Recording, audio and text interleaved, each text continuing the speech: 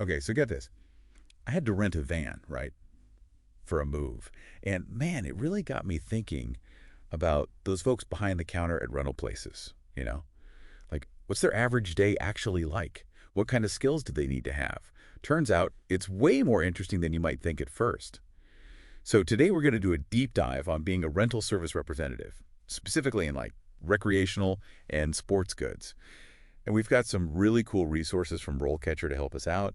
We've got their career guide, which is super in-depth. And get this, we're also going to be looking at their AI job search platform. It's going to be fascinating. It really is. Most people think rental service representatives just like hand out gear. But the guide actually paints a much more, I guess you could say, complex picture. Yeah, for sure. Like, I glanced at it and saw renting out equipment, and I was like, okay, seems pretty straightforward. But then, bam, they hit you with determining periods of usage, documenting transactions, insurances, and payments. It's suddenly not just about handing someone a basketball. Exactly, exactly. Like, let's just say someone comes in to rent a jet ski. Okay, you've got your standard rental agreement, sure. But then there's also insurance to think about. What happens if that jet ski gets damaged, right? That rental service representative needs to know how to handle the insurance claim, assess the damage, and, potentially even deal with customer disputes. It's a lot more than meets the eye, that's for Yeah, sure. and that's before you even factor in dealing with, the actual customers, which, let's be real, can be a total wild card.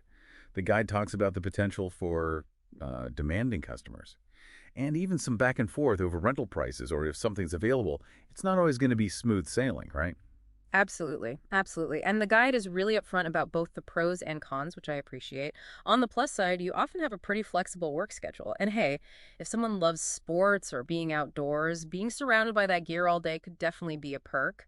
But it can also be physically demanding. Seasonal work is common. And as you said, the customer service aspect can definitely be unpredictable. For sure. And you know what's interesting? This whole thing, it's not just limited to sports equipment, which I thought was cool. They've got this whole alternative titles section, and it's wild. We're talking trucks, construction equipment. They even mentioned videotapes and discs. Apparently, those are still out there. You know what's fascinating to me? It's how the core skills of the job actually translate across all those different areas. Think about it. You're managing inventory, you're making sure the equipment is safe and in good condition, and of course, you're handling agreements and processing payments, whether it's a kayak or like a jackhammer. Right, right. So someone could, like, start their career renting out camping gear Hmm. and then end up managing rentals for a construction company. That's a career path I never would have thought of. And speaking of unexpected career paths, one thing that really stuck out to me in this guide was that it doesn't just describe the job, it actually outlines potential career progression too, which I thought was really cool. It's like they mapped out levels in a video game, but for your career. Right. You know, they break it down into entry level, junior, senior roles. Each one has like a clear set of responsibilities. They even have a hypothetical profile for each level, which I thought was a nice touch. It is really smart. It really gives you a way to visualize how you could actually grow in this job. Mhm. So, like at the entry level, you're mainly focused on, customer interaction, explaining the rental terms, showing people how to use the equipment safely, making sure everything's good working order, that kind of thing. Yeah, So, yeah. But then yeah, yeah. as you move up to like a junior or senior role, things start to change a bit, right? Definitely. It becomes less about like those individual transactions, Yeah. and more about, I guess, the bigger picture. Right. For example, they describe a senior rental service representative. This person would be supervising staff, analyzing rental data to like predict demand. They'd be adjusting inventory, even coordinating with vendors for maintenance and repairs and stuff. It's almost like they're running their own mini business, within the larger company. Wow. That's a lot of responsibility. Yeah. It really drives home the point that this isn't just like a side gig or something. You could actually build a real career out of this. Absolutely. And the guide even touches on that. They mention potential salary increases and even opportunities for leadership positions as you get more experience. It's about realizing that the skills you learn in this job are valuable and they can open some doors for you down the line. I like that. Speaking of skills, I was super impressed by how detailed the guide gets in those skills and knowledge sections. It's not just about knowing how to, like, fix a flat tire on a bike, though that would be helpful, I'm sure. They go into things like customer service, administrative skills, even a bit of financial literacy, and even some light marketing if you're the one, promoting special deals or packages. And those are all transferable skills, which is huge. Like, if you can explain all the different features of various kayak models to a bunch of first-time renters, and you can do it calmly and effectively, you're showing off your communication skills, your product knowledge, and even your ability to adapt your approach to different types of learners. Those skills are valuable everywhere, not just in a rental job. So true. And remember that related career section we talked about earlier. The guide actually gives examples of career transitions people have made, like going from renting out sports gear to managing rentals for a construction company or something. It's like they're saying, hey, we see you've got these skills, and here's some other ways you could use them. Yeah, it's about connecting those dots, for sure. And then realizing that your skills might be able to open some doors you hadn't even considered. Right. And speaking of opening doors and, expanding what's possible, that's where RoleCatcher's AI platform comes in. It's really cool stuff. So we've talked about the skills you need to be a rental service representative. Right. But what blows me away is that RoleCatcher. They aren't just, telling us about the job.